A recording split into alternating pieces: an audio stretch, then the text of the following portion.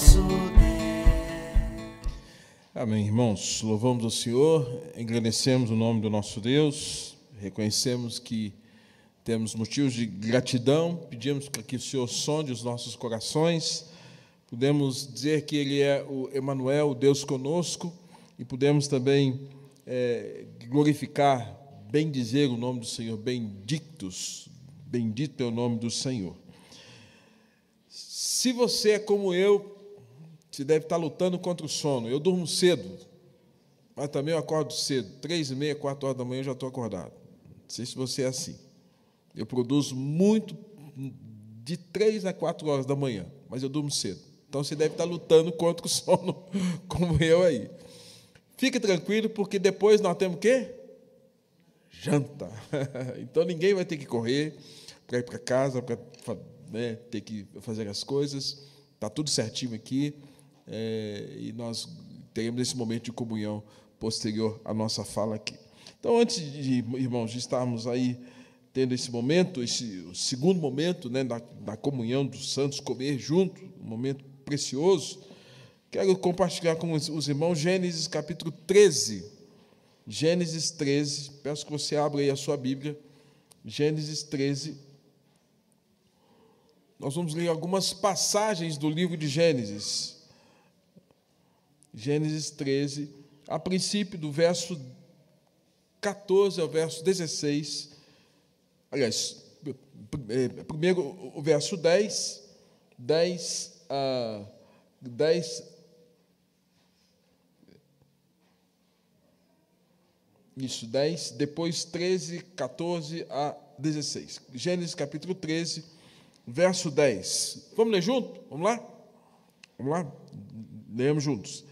Levantou Ló os olhos e viu toda a campina do Jordão, que era toda bem regada, antes de haver o Senhor destruído Sodoma, Gomorra, como o jardim do Senhor, como a terra do Egito, como quem vai para Zoar. Segundo texto, capítulo 13 ainda, verso 14 ao verso de número 16. Vamos lá? 13, 14 a 16.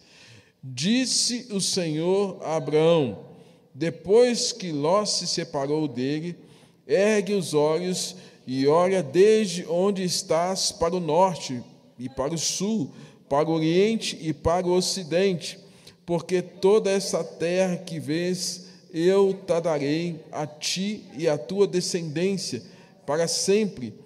Farei a tua descendência como o pó da terra, de maneira que se alguém puder contar o pó da terra, então se contará também a tua descendência. Um pouquinho mais à frente, capítulo 18, algumas páginas à frente aí, capítulo 18.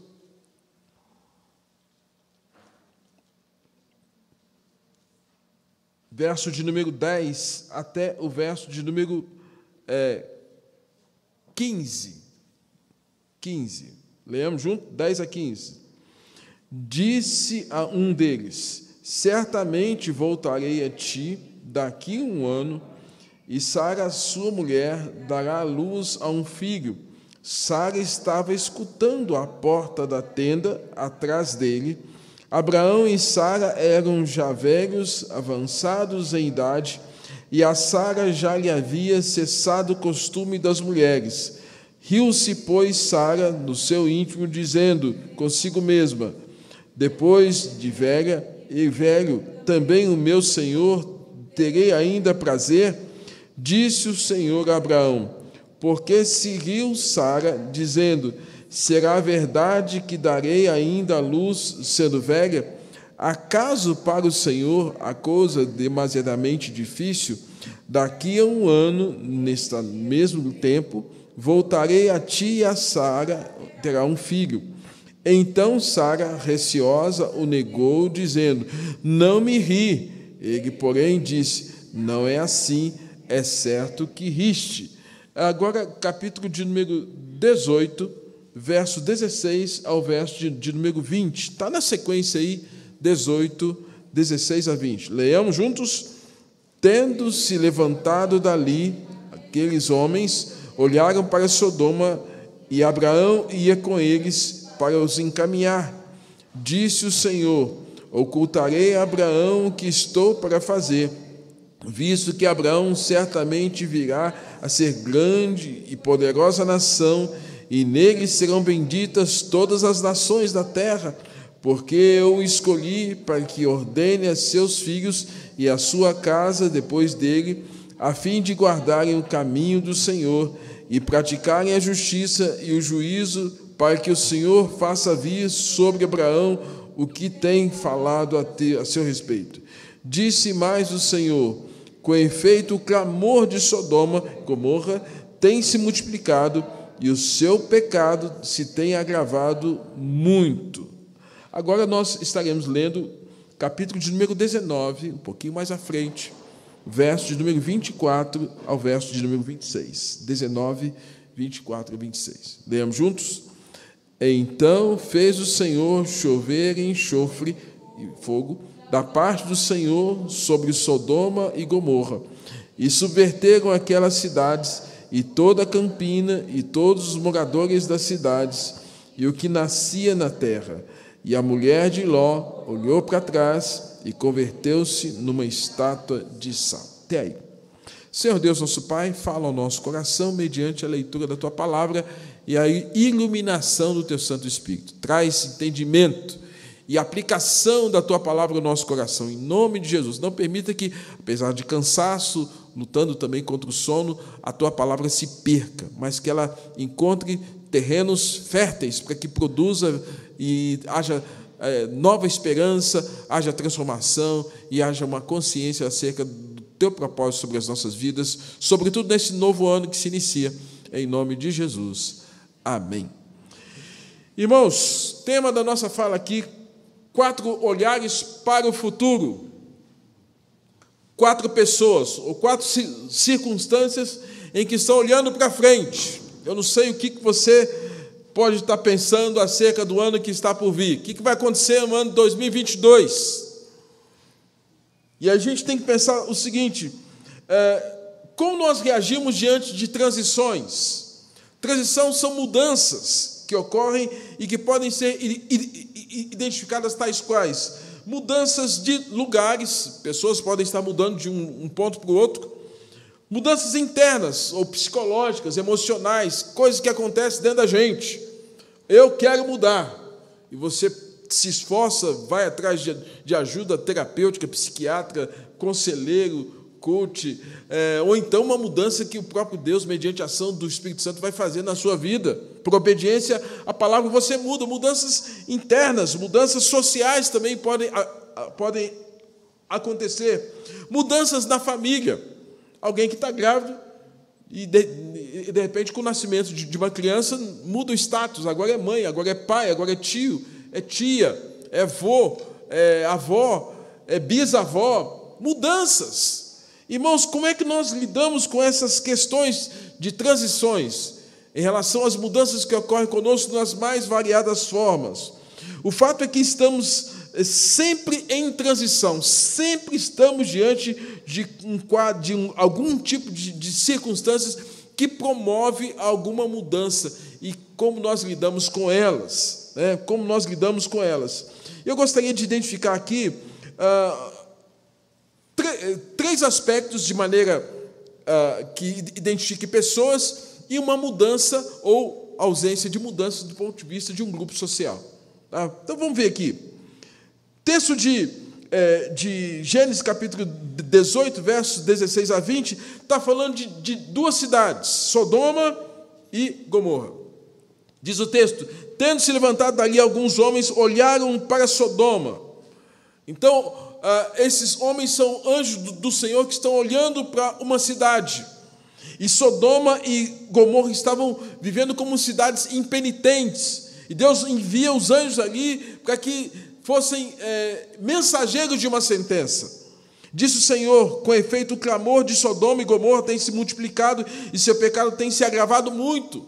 Ou seja, ali havia uma clara identificação com o pecado da cidade. E, queridos irmãos, o que nós estamos vivendo nos dias de hoje? Parece que nós estamos vivendo num status onde o mundo tem visto o estado de sodomia, a prática da imoralidade, como algo normal, inclusive ratificado por decisões, quer sejam municipais, quer sejam elas estaduais, quer sejam federais, e com aval de organizações internacionais. O mundo hoje está vivendo um estado de sodomia. Isso é uma realidade presente nos dias de hoje. Então nós estamos vivendo aqui um quadro em que Deus está mandando 2 anjos ali para trazer uma mensagem para 2 cidades, Sodoma e Gomorra, que estavam vivendo essa realidade. Tem também uma outra descrição, capítulo 13, verso 10, onde nós temos Ló, parente de Abraão, que vê toda a campina do Jordão em um momento em que os dois são agropecuaristas, os dois criam animais, os dois cuidam de rebanho, e os dois agora estão se vendo na necessidade de expandir os seus negócios, e agora, mas o espaço era curto, e Abraão chega para Ló e fala assim: onde é que você quer ir? E Ló olhou para Campinas, voltado para a região do Jordão, verdinho, água perto, eu quero ficar por esse lado. E diz o texto, então, que levantou Ló os olhos e viu toda a campina do Jordão, que era toda bem regada, e para lá ele se deslocou. O outro texto vai falar da dona Sara, esposa de Abraão, onde Deus dá uma promessa para o casal. E eu espero que as irmãs não façam isso. Enquanto Deus está mandando o anjo ali, a dona Sara estava escutando atrás da porta. O que eu estou falando? Mulher não é curiosa, nem eu sei disso. A Sara está escutando atrás da porta, e a palavra que está sendo dada para Abraão: olha, Deus vai cumprir a sua promessa e vai dar um filho para você e para Sara, e a sua descendência será como as estrelas dos céus, como o pó da terra. E diz que a dona Sara, quando ouviu isso, eu não. Diz que ela riu. Riu-se, pois, Sara no seu íntimo, dizendo consigo mesma, num solilóquio, numa conversa consigo mesma: depois de velha, e velho também, meu Senhor, eu vou ter prazer, eu vou gerar um filho para ele. Ficou só com ela, mas Deus viu. E a quarta história é Abraão, capítulo 13, 14 a 16, diz que Abraão viu a imensidão desde o norte até o sul, do oriente ao ocidente, porque a terra que vês, essa mensagem que ele recebe daqueles anjos, Deus está dizendo: eu vou te dar essa terra, e vai ser também para a sua descendência. Mas Abraão não tinha filhos até então, Isaac não tinha nascido, e Abraão então tem essa palavra de Deus. E é interessante, irmãos, que praticamente do capítulo 13 até o capítulo 20, há uma repetição da expressão olhar. Ele viu, ele olhou, olhando. Há uma repetição dessa descrição. E olhar, então, é o que? É fitar os olhos, ficar de cara a cara com alguém em algumas circunstâncias, é mirar. E eu fiquei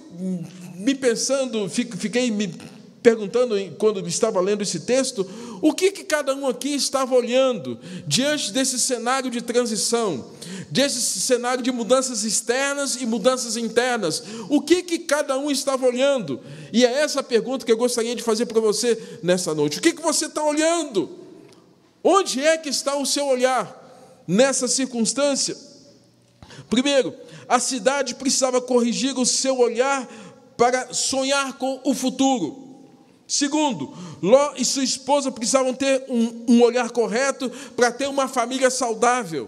Terceiro, Sara precisava ter um olhar correto sobre o seu corpo, na perspectiva da promessa de Deus, para ter um entendimento correto. Quarto, Abraão precisava de um olhar firme para ter uma vida de fé diante das promessas de Deus. Ou seja, cada um ali precisava ter, de fato, um olhar correto acerca daquelas circunstâncias.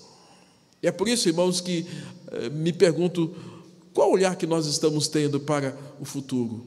O futuro daqui uma meia hora, um dia, uma semana, um mês, os próximos 365 dias do ano de 2022. Identificando, portanto, as circunstâncias de cada um.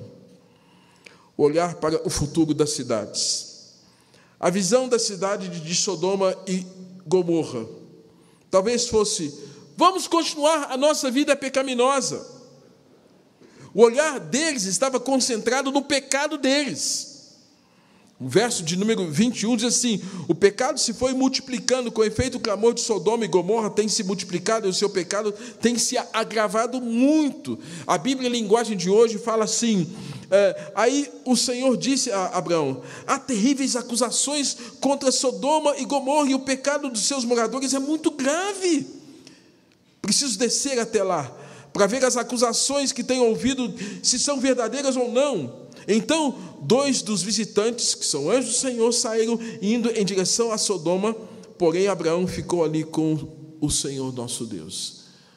Deus tinha uma disposição de olhar para aquilo que estava acontecendo, porque o que chegou aos ouvidos do Senhor, irmãos, não foi nada agradável. E a constatação, capítulo de número 19, verso 4, fala assim: homens daquela cidade cercaram a casa, velhos e moços cercaram a casa de Ló, e todo o povo diante da casa de Ló, perguntando: onde estão esses 2 anjos, onde estão esses 2 homens visitantes que estão na casa de Ló?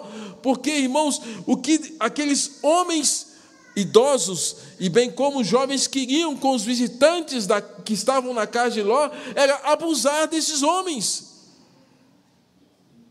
ou abusar desses anjos. Há uma declaração vívida, clara: nós não queremos mudança, nós queremos mais pecado. Irmãos, no capítulo 19, verso 9, fala assim: só Ló é estrangeiro, veio morar aqui entre nós e pretende ser juiz de tudo, porque Ló fala assim: gente, o que vocês estão fazendo é loucura, vocês querem tomar essas pessoas e abusar delas, isso é loucura. Jó tentando levar uma palavra de bom senso, é loucura.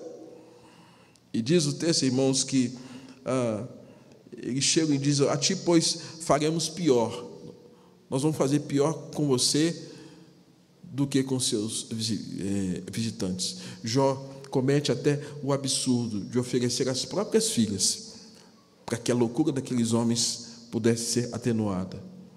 Mas eles não fazem isso. Nós queremos abusar dos seus visitantes. Qual o olhar da sociedade contemporânea? Qual o olhar do mundo moderno? Qual o olhar de muitos que, inclusive, se dizem cristãos? Lidar com a sodomia como se fosse algo normal? Qual o olhar? Irmãos, a consequência temporária do pecado dos sodomitas e gomorrenses, digamos assim, foi apenas o fato de que, quando tentaram adentrar a casa de Ló, as Escrituras nos ensinam, irmãos, que veio uma cegueira temporária sobre aqueles jovens e os anciãos que forçavam a porta para adentrar a casa de Ló. Forçando a porta, veio uma cegueira, de maneira que não conseguiam identificar onde era essa entrada. E, enquanto isso, a estratégia foi que Ló e sua família tinham que fugir. Estratégia para romper e para não permitir com que aquele mal acontecesse sobre a vida deles. Deus confronta o pecado da cidade, estavam olhando tão somente para o seu desejo, o desejo pecaminoso. A visão, o olhar da cidade não mudou, apesar da cegueira parcial que eles haviam tido. E eu aprendo com isso, irmãos, que o olhar e a entrega ao pecado nunca teve bons resultados. A morte é o dano menor e o inferno é o dano maior. E aí, sobre Sodoma e Gomorra, o Senhor permite que houvesse uma chuva de fogo e enxofre. Provavelmente algum vulcão, sua lava, fogo e enxofre. A cidade foi destruída. A cidade impenitente que tinha um olhar tão somente voltado para o pecado. Irmãos, nós estamos vivendo exatamente isso. O contexto de uma sociedade, de um mundo que quer tornar normal aquilo que para Deus não é normal. E que não for a graça do Senhor e a misericórdia do Senhor para transformar esse quadro. É um quadro de estado de rebeldia. É o grau mais intenso daquilo que nós defendemos de estado de depravação total. O estado de depravação onde, tal qual Paulo fala em Romanos, tais homens mudaram a glória de Deus, adorando a criatura ao invés do Criador. É essa sociedade que nós estamos aí. O segundo olhar para o futuro de Sara. A visão de Sara, parece-me que até então, a gente sempre olha para a família de Abraão, ou para aquele casal, como o pai da fé, né? Abraão, o pai da fé, mas a dona Sara, ela tem uma particularidade no tocante a alguns aspectos que envolvem a sua crença, a sua fé e a sua dependência de Deus. Irmãos, quando os anjos dão essa ordem, dão essa fala para Abraão, de que Deus haveria de dar a ele um descendente, que Deus abençoaria, e Sara escuta isso. Sara olhava para si, para as limitações impostas do seu corpo, as limitações da sua idade. Sara olhava tão somente para si. Então, irmãos, me parece que Sara não olhava para fora, estava olhando para onde? Para dentro, olhando para si mesmo, e pensando que o Deus eterno, como foi orado aqui, o transcendente, o Deus que se manifesta tão poderosamente, que é infinito, é o alfa e o ômega, que não poderia intervir num corpo que tivesse limitações temporais. A Sara olhava para si, olhava para a sua idade, olhava para a velhice dela, olhava para a velhice de Abraão. Irmãos, muitas vezes o nosso inimigo não é o outro. O nosso maior inimigo se configura na visão que nós temos de nós mesmos. E por causa dessa construção e desse pensamento que Sara passa a desenvolver, isso vai trazer alguma consequência, não somente naquele momento, mas historicamente em outros momentos também da vida do casal. Não sei você aqui, se você já leu um livro chamado O Pequeno Príncipe. Quem já leu aqui O Pequeno Príncipe? Eu recomendo, valor psicológico, filosófico, um livro tremendo, né? Pequeno Príncipe, de Antoine Saint-Exupéry, escrito em 1943 aproximadamente. Foi um escritor e ilustrador francês, e nesse clássico ele fala acerca do encontro do pequeno príncipe com o ocupado ou com o negociador. Ele encontra com vários personagens na construção, e quando ele vai encontrar-se com esse ocupado, com esse negociador, ao chegar naquele mundo do negociador, naquele planeta, ele se depara com um homem envolvido em fazer contas, preocupado com cálculo, preocupado em fazer tão somente contas e preocupado com lucro. O pequeno príncipe faz algumas perguntas. O senhor está contando? Está contando o quê? Ele não sabe falar direito o que ele está contando. Eu estou contando para ter estrelas, para ter recursos, para ter dinheiro. Ele está, de alguma forma, mostrando o seguinte, que ele prezava pela razão, pela riqueza, pelo ter. E tão somente voltado para isso, esse negociador, essa pessoa grande, conforme o livro traz, era apenas alguém que usava a sua razão. Mas uma razão sem razão. Por que você está contando? Não sei por que eu estou contando. Estou contando porque estou contando. Mas usava tão somente isso. Eu fiquei pensando, irmãos, que o riso da Sara, ela teve um tom de deboche, um tom de racionalidade. de um olhar tão somente para o seu mundo concreto e elaborar a seguinte consideração filosófica: eu sou velha, e velha não engravida. Logo, se eu sou velha e velha não engravida, eu, Sara, não vou engravidar. Num silogismo, isso é matemática com o pensamento. E por isso a Sara, se nós fôssemos usar as mídias sociais, ela colocaria um kkkk. Ela riu. Ninguém viu, mas Deus viu. Deus viu que a Sara estava com o olhar focado nas limitações corporais, nas limitações da idade dela e do marido. E quando, irmãos, nós colocamos a nossa confiança em nós mesmos, quando nós colocamos a nossa confiança naquele que é temporal, naquele que é passageiro, quando nós colocamos, tal qual nós lemos aqui o Salmo de número 144, a nossa confiança em objeto que tem olhos, mas não vê, tem boca e não fala, quando nós colocamos a nossa confiança em alguém na perspectiva humana, nós nos frustramos. E me parece, irmãos, que a Sara, ela revelou, através desse riso, desse deboche, as incertezas. Eu não sei acerca do meu futuro, eu não tenho muita conexão com essa espiritualidade do meu marido, onde Deus fala e ele acredita. Eu não sei se eu tenho a conexão dos pastores, dos crentes, que eles leem a Bíblia e eles acreditam. E se você for assim, eu quero dizer que o seu olhar está voltado, talvez tão somente para si mesmo. E aí, se você está olhando dessa perspectiva, a sua visão de futuro está numa concretude que limita ao tempo de existência que você tem aqui na terra. E as Escrituras nos ensinam, irmãos, que se Cristo não ressuscitou, é vã a nossa fé e vã a nossa esperança.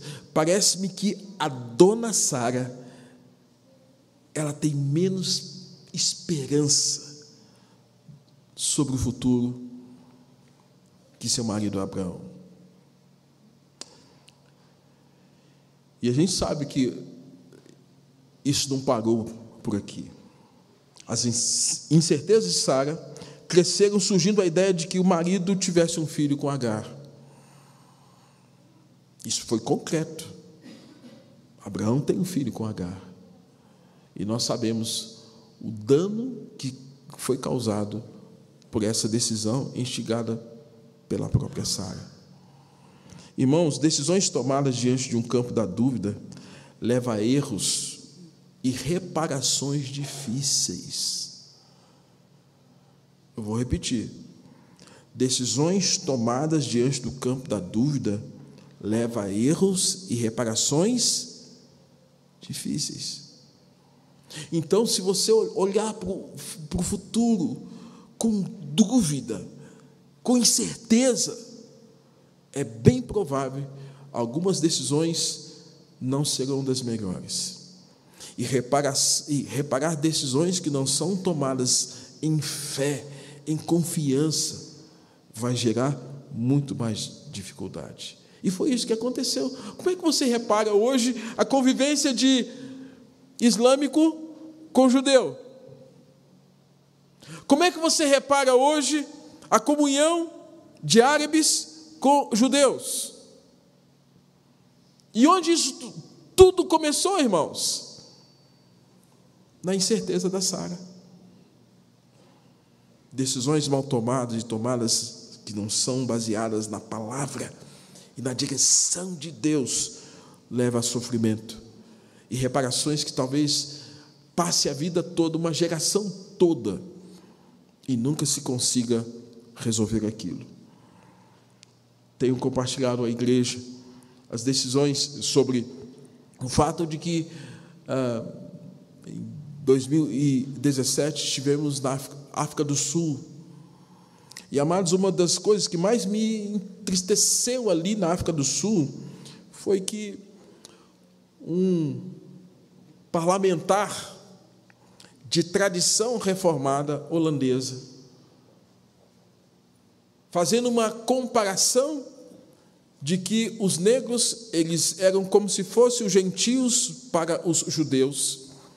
E visto que os negros eram vistos como gentios para os gentios eram pessoas de quarta, quinta, sexta classe. Para o judeu, o maior orgulho, primeiro, era não ser gentio, e segundo, não ser mulher. E um cidadão holandês, com algumas ideias reformistas na cabeça, começou a olhar para os negros na África do Sul como se eles fossem gentios. E por causa disso, estabeleceu-se um decreto no parlamento sul-africano. Negro senta de um lado, branco senta de outro. Branco bebe água de um lado, negro bebe água do outro. Negro se assenta atrás dos ônibus, os bancos de trás, os brancos. 1989 foi quando rompeu-se a questão do apartheid. Nelson Mandela, de Klerk, mas vai lá na África do Sul, hoje. O problema continua. Uma decisão errada, na incerteza, gera conflitos homéricos e que vai levar muito tempo para ser reparado. Alguns que, para mim, só na glória, como esse entre judeus e árabes. O olhar de futuro da Sara estava tomado de incerteza. Terceiro, a visão da mulher de Ló. Olhar para o futuro para a mulher de Ló. A visão da mulher de Ló, irmãos, é aquela visão que lamenta a perda do prazer destrutivo. Capítulo de número 19, diz assim que Deus envia ali os 2 anjos, e que quando Ló tem esse contato, ele se prostra em terra e desejou acolher aqueles anjos. Convida que entrem em sua casa, que pernotem ali. Eles rejeitam e dizem, não vamos ficar aqui. Mas Ló insiste e eles ficam. Se pensarmos, irmãos, como um filósofo chamado Jean-Jacques Rousseau, ele fala que o homem é fruto do meio. Ou seja, será que a mulher de Ló era fruto do meio? Será que a mulher de Ló era fruto do meio em relação às suas preferências, às escolhas, suas ideias? Será que ela era resultado do que acontecia na cidade? A cidade era promíscua. Será que a mulher de Ló era promíscua? A cidade era imoral. Será que a mulher de Ló era imoral? Irmãos, a cidade era promíscua, pecaminosa, imoral, prostituta, devassa. E aí eu fico pensando na casa de Ló. No Velho Testamento nós temos poucas descrições sobre Ló. Ló, irmãos, não era um homem promíscuo. E aí a Bíblia vai nos atestar algo tremendo. Ló também desceu ao Egito com Abraão, no tempo em que houve fome na terra, depois voltou juntamente com o patriarca para Canaã. Em um determinado momento, os rebanhos de Ló e Abraão aumentaram muito, de modo que a região em que estavam não comportava mais que os dois habitassem juntos. Acabou, então, que houve a separação. Ló foi para a campina do Jordão e Abraão foi para a região norte, olhando para o norte, sul, oriente e tomando uma outra posse. Mas é interessante que a epístola de Pedro, o apóstolo Pedro, ele vai falar algo sobre Ló, quase que 3.000 anos depois. Lá na epístola de Pedro, capítulo 2, verso 7 e verso 8, fala assim: e condenou a destruição a cidade de Sodoma e Gomorra, reduzindo-as a cinza, pondo-as para exemplo aos que vivessem impiamente. E livrou o justo Ló, enfadado da vida dissoluta dos homens abomináveis, porque esse justo, habitando entre eles, afligia todos os dias a sua alma justa, por isso via e ouvia sobre as suas obras justas. Assim, sabe o Senhor livrar da tentação os piedosos e reservar os justos para o dia do juízo, para serem castigados. O que nós temos aqui, irmãos? Nós temos aqui a descrição do apóstolo Pedro falando que Ló era um homem íntegro, era um homem de fé, era um homem que entendia os planos de Deus, que andava conforme as prescrições do Senhor. A pessoa de Ló, irmãos, descrita em 2 Pedro, nos mostra um crente firme, um homem cheio de fé, cheio de amor diante de Deus. Ló era esse homem justo, afligido pelos procedimentos libertinos daquela geração. O que se ouvia naqueles dias e o que se via atormentava Ló. Ele ficava atormentado. Diz o texto da epístola de Pedro que a sua alma era justa e que o Senhor o via como um homem piedoso. Aí eu fiquei pensando, Ló não era como a cidade. E certamente Ló falou do amor de Deus, viveu as coisas de Deus no contexto da sua família, da sua casa. Mas, irmãos, nós não temos o nome da mulher de Ló, apenas que era a mulher de Ló. A advertência foi dada no capítulo de número 19. Livra a tua vida, não olhes para trás, nem pares em toda a campina, foge para que não pereças. Quando aqueles homens chegaram à casa de Ló e tentaram adentrar, e o Senhor cegou os olhos daqueles homens, foi o tempo necessário para que Ló fugisse, ele com a sua família. É nessa hora que eles saem, mas Deus havia dado a ordem: livra a tua vida, não olhes para trás, nem pares para a campina, foge para que não pereças. Paulo, falando à igreja de Corinto, ele fala assim: fugir da impureza. Qualquer outro pecado que uma pessoa cometer é fora do corpo, mas aquele que pratica a imoralidade peca contra o corpo. Então, naquele momento, irmão, se a gente pensar, Ló está fugindo da impureza. Ló está fugindo. Eu não quero essa vida de pecado. Eu não quero essa vida promíscua. Eu não quero isso. Sair de Sodoma e Gomorra, esse era o plano. Sair de Sodoma e Gomorra era fugir da impureza. A família seria protegida da imoralidade presente da cidade. A pergunta é: onde estava a mulher de Ló?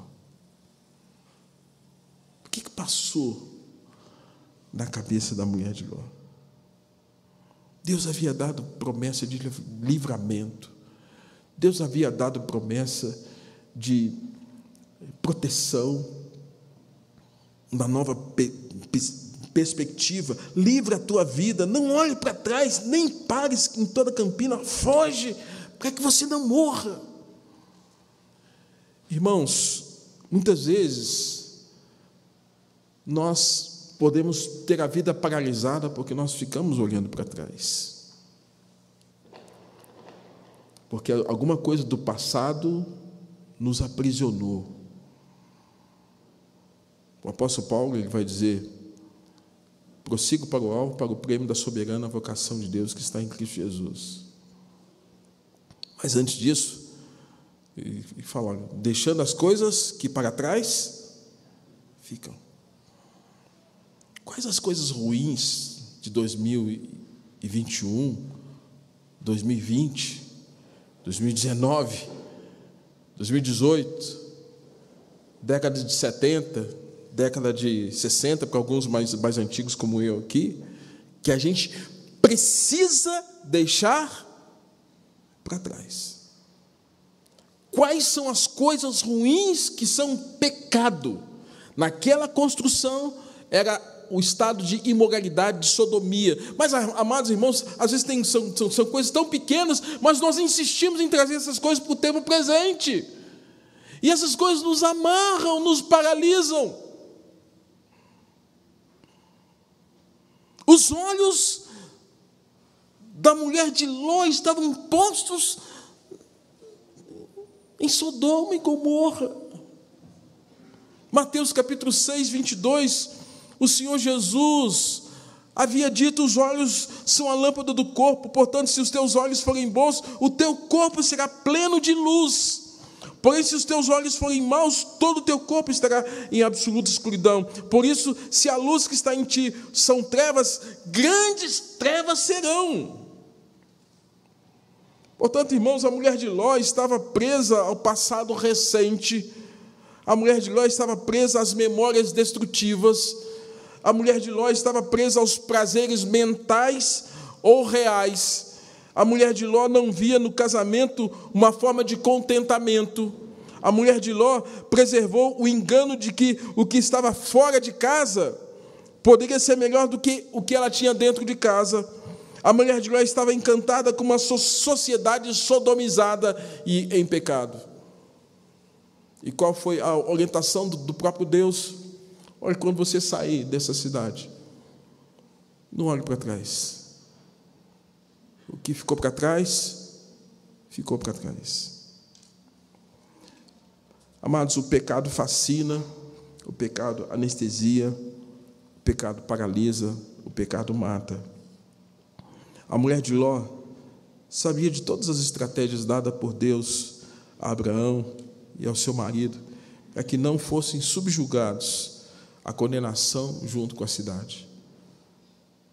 Pela descrição que nós temos em Pedro, falando de Ló, homem justo, piedoso, que se incomodava, irmãos, certamente aquela mulher via o seu marido angustiado quando ouvia da prostituição de alguém, quando ouvia do estado de sodomia, de abuso sexual de alguém, quando havia maus tratos, roubo, quando havia desamor em algum relacionamento próximo.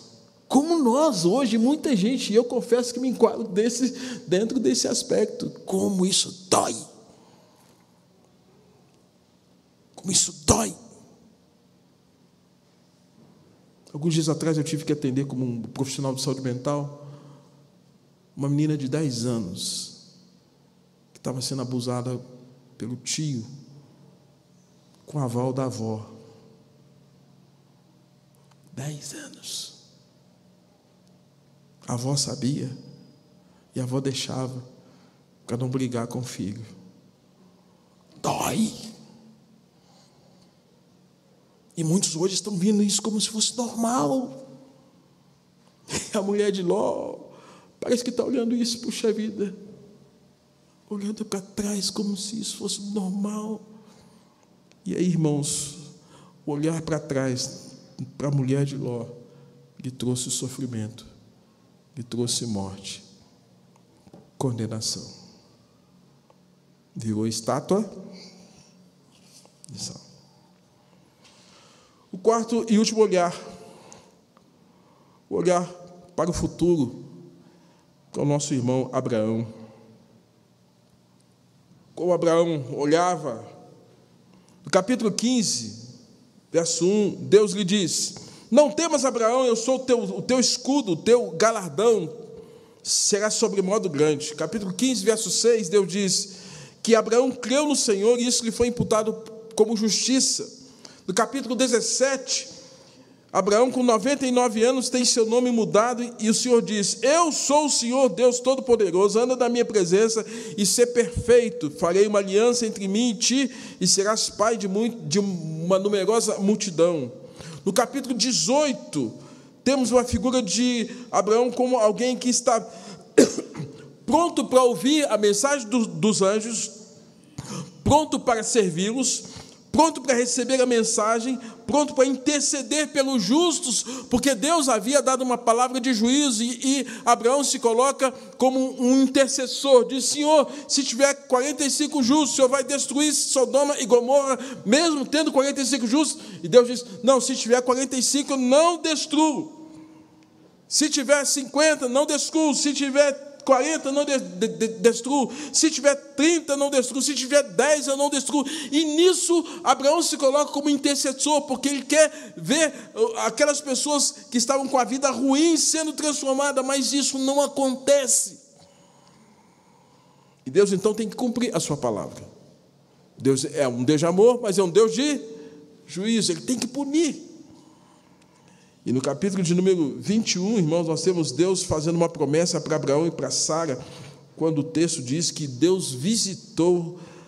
o Senhor visitou a Sara como dissera, e o Senhor cumpriu o que lhe foi prometido. Agora Abraão tinha 100 anos quando lhe nasceu seu filho Isaque.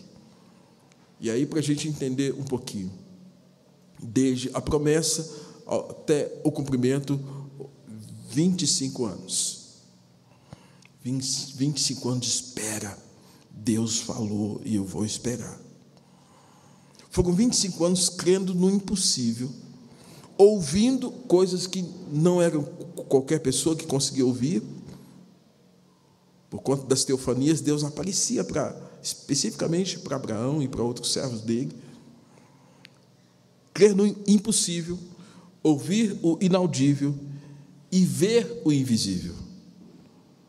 O filho não estava materializado, mas Deus disse: vai ser como estrela dos céus, vai ser como a areia do mar, como o pó da terra, eu vou te dar. O simbolismo estava ali, eu vou te dar. Irmãos, o olhar de Abraão deve ser para nós motivo de exemplo. Em que nós vamos nos apegar hoje? Vamos nos apegar a quê? A cidade se apegou ao seu pecado. A mulher de Ló se apegou talvez às suas tentações. Sara se apegou nos limites do seu corpo, da idade do seu marido e dela. Mas Abraão não. Abraão se apega a algo maior. Ele se apegou em Deus. E eu creio que você e eu temos o maior desafio de todos os tempos. E talvez você e eu estejamos fazendo parte de uma das, se não há, uma das últimas gerações. Para onde você vai mirar o seu olhar?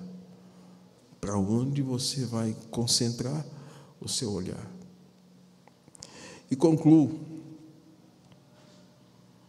Como nós estaremos olhando para o futuro? Na questão cronológica, o futuro se avizinha daqui a uns 10 minutos. Mas mais do que isso, como nós vislumbramos essa vida com o nosso Deus? Se for como as cidades que olharam para o pecado, seu fim será doloroso com consequências eternas. Fogo e enxofre. Se o olhar for como o da mulher de Ló, será temporariamente protegido, mas o fim será fulminante, como o da mulher de Ló. Se seu olhar for como o de Sara, que olhou para as limitações e impossibilidades, poderá ser tentado ou tentada a dar um jeitinho para consertar o que estragamos, poderá ter com isso consequências que vai além de seu tempo, de sua família ou da igreja. Às vezes algumas coisas que a gente faz e fala, na nossa dúvida, na nossa incerteza, pode ser que cause um dano que comece hoje. Passe gerações, o problema não foi consertado. Se o seu olhar for como Abraão, que creu na promessa, e isso lhe foi imputado por justiça, quero dizer que seu maior desafio é de esperar em Deus. Seu maior desafio é confiar nele e esperar nele. Lembrando do Salmo de número 37. Confia no Senhor, espera nele, tudo mais ele fará. Fará sobressair a tua justiça e o teu direito como o sol do meio-dia. E aí Isaías capítulo 64, 4 fala assim: porque desde a antiguidade não se ouviu, nem com o ouvido se percebeu, nem com os olhos se viu, um Deus além de ti, que trabalha para aquele que nele espera. Se você tiver a mesma postura de Abraão, de olhar tão somente para Deus, e tal qual as Escrituras nos ensinam, que o justo vive pela fé, você será vitorioso. Porque não coloca os olhos em si, nos prazeres, no mundo, mas coloca os seus olhos em Deus, olhando firmemente para Jesus, o autor e consumador da nossa fé. Postos os nossos olhos em Deus, busquemos o Senhor.